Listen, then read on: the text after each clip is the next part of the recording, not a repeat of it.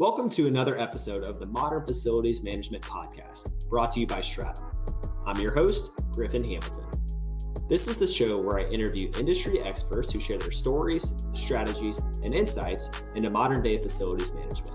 From hospitality to commercial real estate and everything in between, we'll learn what it really takes to succeed as a facilities manager. Welcome to another episode of the Modern Facilities Management Podcast. Today, I've got Martha Weidmann with me. Martha, how you doing? I'm doing great. Thanks, Griffin. Thanks for having me on the show. Of course. Thanks for coming on.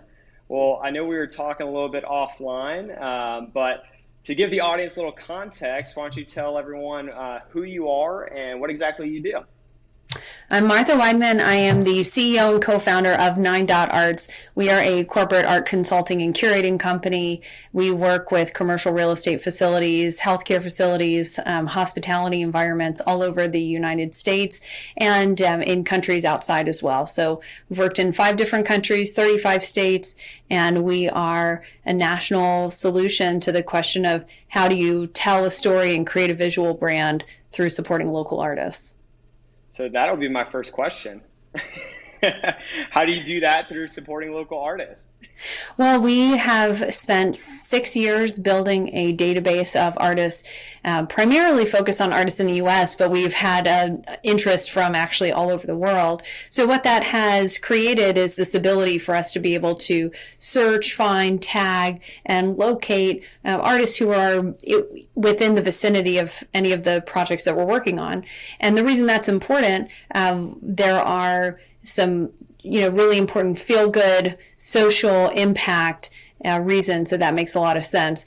Because when you are doing a renovation or when you are updating a property, you want to think about how you are getting buy-in from the local community. And it's really hard to do that with things like carpet or furniture or tables. But with art, it's actually a really easy way to engage the audience and can be really helpful in retaining talent, attracting and hiring, and long-term creating a place that people want to be.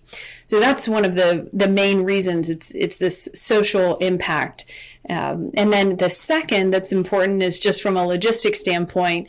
And I figure that as facilities and property managers, also you'd appreciate just thinking through the supply chain logistics.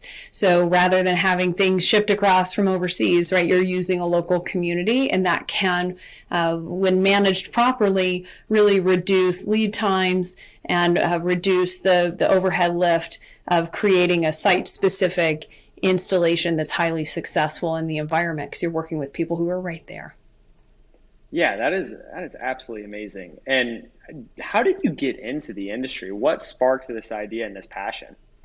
Well, my business partner and I actually met at a firm called McGrath & Braun, and we worked there in our early 20s and learned everything that we could from the women who founded it.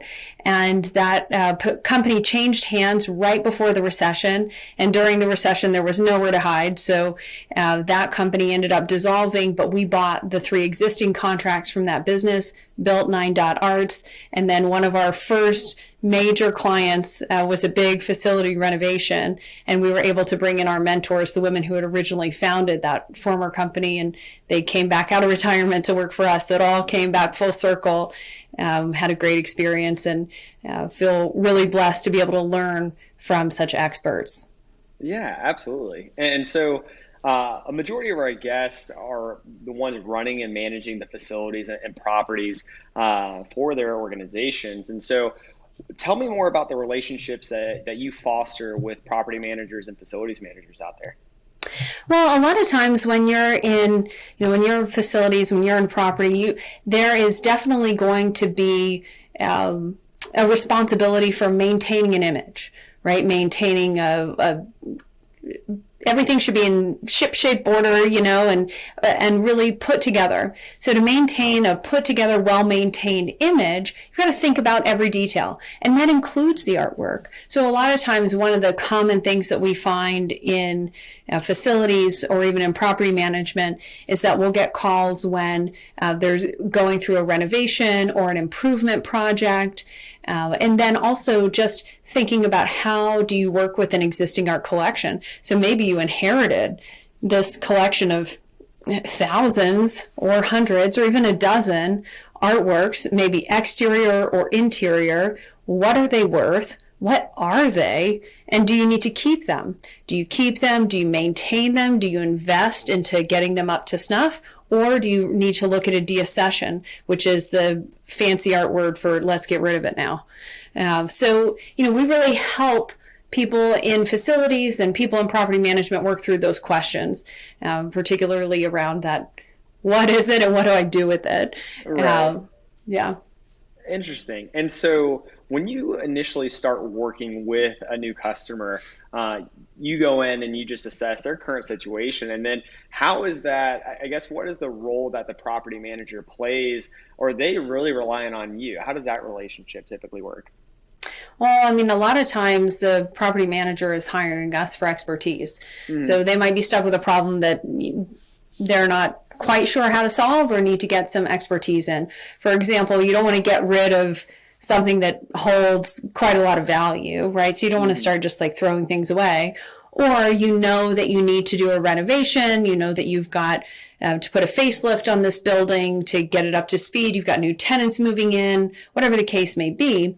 And if you want to really up the ante, you've got to think about the finishing touches. So typically a property manager would bring us in to help provide some vision and solutions for those finishing touches. And that could mean an existing collection. It could mean starting from the ground up. Mm-hmm. Got it. It certainly makes sense there. And so taking it a step further, is at the end of the day, property managers and facilities managers, they want the building, one, aesthetically to look great, but also create a warm environment for their occupants and making sure that there's not turnover there and the occupants are there long term. And so what kind of impact does artwork and just the I guess the feeling around the facilities have on turnover and the culture of that building? Well, art is one of the most powerful tools that you have to leverage engagement in a property. Think of walking into a place that, doesn't have anything really stand out. What are you going to remember? And art can be that tool to create this out of the box experience, this out of the box use for what might have been an empty corner now becomes this unique installation that people want to visit. You might spark interest for even a larger project down the road, but something that gets you to think differently, right? How can you repurpose an old or an uninspired space by creating something that's truly different?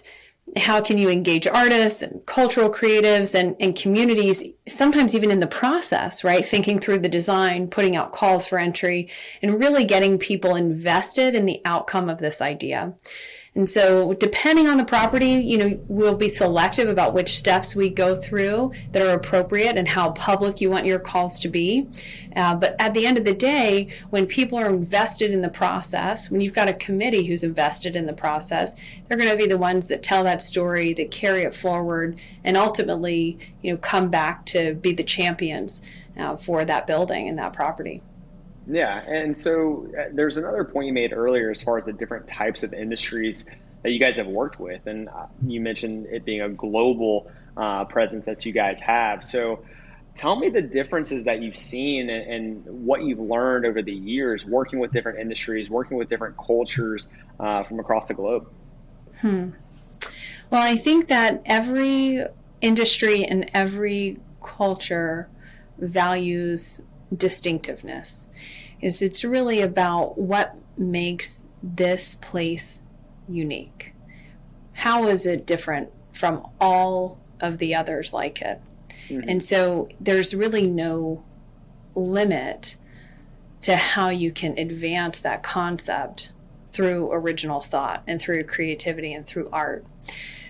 For example, when we first started working in healthcare, one of the reasons that people in healthcare hired us was because we had experience in hospitality. And the people in healthcare wanted a stay to feel like you were in a comfortable, calm